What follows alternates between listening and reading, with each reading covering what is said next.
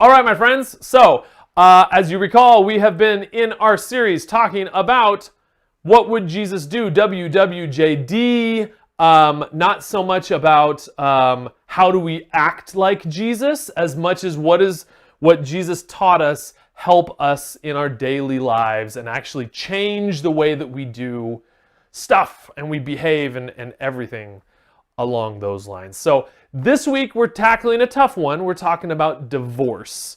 Although specifically, hang on, let me do this just because it's kind of bothering me. Whoop. Yeah, there we go. And then like that. Great. All right, I feel a little bit better. I look taller, or maybe I look shorter. Doesn't really matter. I'll stand right there. Good. Okay, so we're talking about divorce, and specifically, now my hope is that this is not something that you guys will personally have to experience, but statistically speaking, let's proceed though from the idea of my friend's parents got divorced. So what would Jesus do? What do I do with that? And for me, that was actually my experience, is that my best friend growing up was a guy named Ryan McCaffrey. And Ryan's parents got divorced when we were maybe 7, 8, 9 years old, something like this. So this is 1988. In fact, you know what? It was, because I remember in 1988 we were at his dad's house. So they had to get divorced when we were 7 or 8 years old. So in the 80s, divorce was kind of like, not a new thing, obviously, but it was not nearly as common as it is today. So he was the only person I knew whose parents had gotten divorced. So I remember, do you guys remember, I don't know if they still do this, but in elementary school, did they do scholastic book drives, or where the bookmobile would show up or something? So Scholastic, the book company, would show up to promote their books at our school, and they would bring all these books that, you know, pre-Amazon and even pre-Barnes and Noble, like the big mega bookstores. You could really only get these Scholastic, a lot of the like off whatever Scholastic books, you could only get them through a catalog. So they would bring all of those, and you get all of these like, what's this book? And they'd only be a couple of bucks because they wanted kids to buy them and stuff like that. So I found this book, Dinosaur Divorce. Let's see it. There it is. Dinosaurs Divorce. And I bought this book for my friend because it was kind of like, I don't know anything about divorce. I don't know what do you do with it. So I got him this book about like, here, Ryan, this will help you figure out what's going on. Because the thing about divorce is that, one, divorce is always a big deal. Divorce always has impact, no matter when it happens. So again, for my friend Ryan, he got divorced when he was like 7 years old or something like that. For me, my parents ended up getting divorced when I was 21.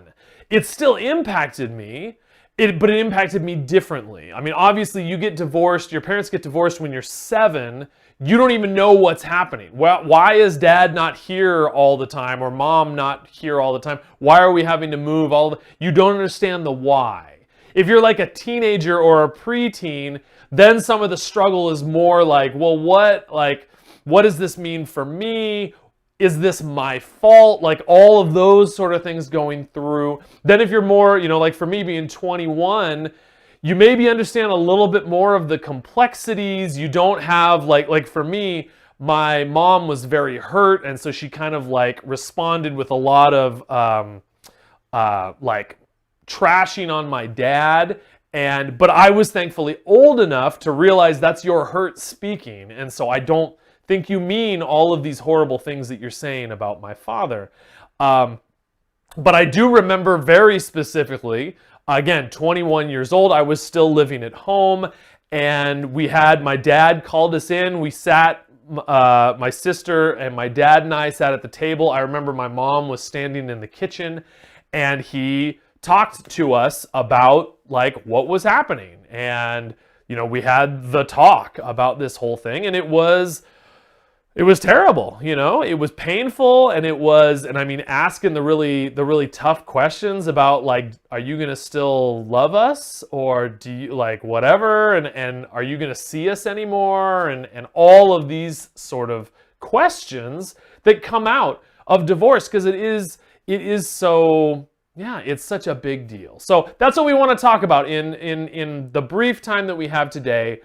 What's divorce all about? What do we do with that? And what would Jesus do especially? So we're going to tackle Matthew chapter 5, because this is a very brief teaching that Jesus has on divorce. And yeah, it's a good place to start, I think. So Matthew chapter 5, Jesus says this: "It has been said, anyone who divorces his wife must give her a certificate of divorce. But I tell you that anyone who divorces his wife, except for sexual immorality, makes her the victim of adultery. And anyone who marries a divorced woman commits adultery."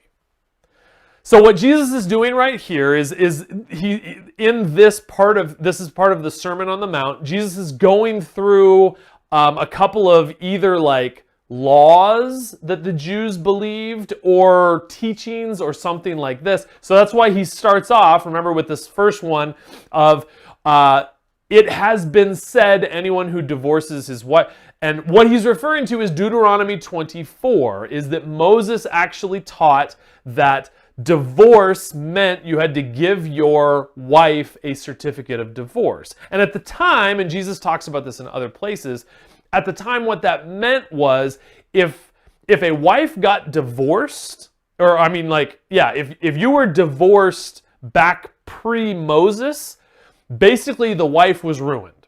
The wife was considered tainted. It was assumed that it was the wife's fault. She could never remarry. She was basically like an outcast.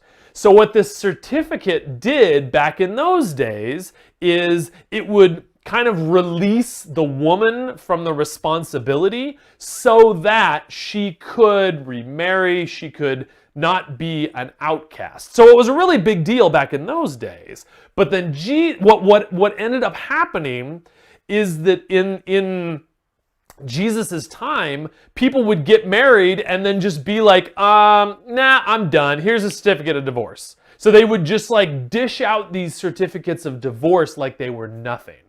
And so what Jesus is saying is it's kind of less about divorce that he's actually talking about, and it's more about how important marriage is to say that you can just get married and divorced and married and divorced and married and divorced. Like Jesus is saying, like, that's you're missing the point. It's the same thing as committing adultery if you just get married and divorced and married and divorced, because of the bond that was created between you.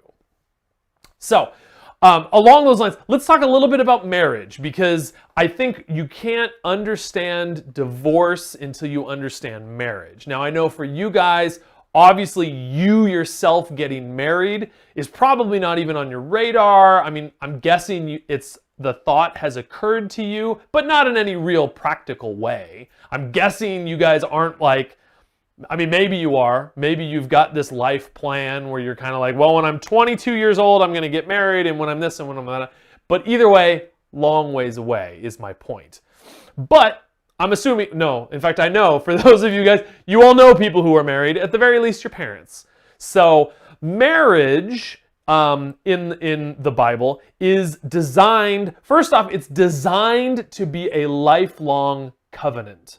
Not just a contract, not just a deal, but an actual bond. The Bible describes the intimacy and the bond of a lifelong commitment, a lifelong covenant that two people are making together. So Jesus doesn't focus on what marriage is not, but instead he focuses on what it can be.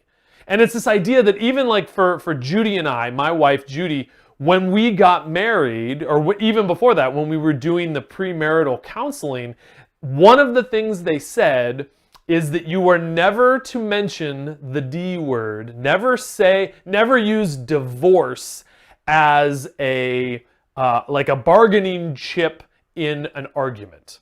Because once that's on the table, like that's a game changer. Once you have like a way out, essentially. But something changes if you build a marriage with this idea that divorce is not an option. And here's the challenge with that, I think especially in our culture today, is that if that is true, if a marriage starts with this idea that divorce is not an option, there's really only 3 options that are left, right? Sadly, there's one that is, well, I guess we can just settle for being miserable the rest of our lives. I made a mistake by marrying you, and I have no choice but to stay married to you, so I'm just going to... And I think that's the way that our world looks at divorce, is that without divorce, that's the only other option. We're just going to be miserable the rest of our lives. Now, I would say option 2 is working it out. Option 2 is we're stuck together. We've made a covenant, we've made a bond, so we can either choose to be miserable or we can choose to find a way to work out our differences. We can choose a way to grow together and do that intentionally. And that's obviously what Jesus is instructing us towards. And then there's a third option, which we don't talk about very much, especially in the church, is marriage is not a requirement. Not everybody in the world needs to get married.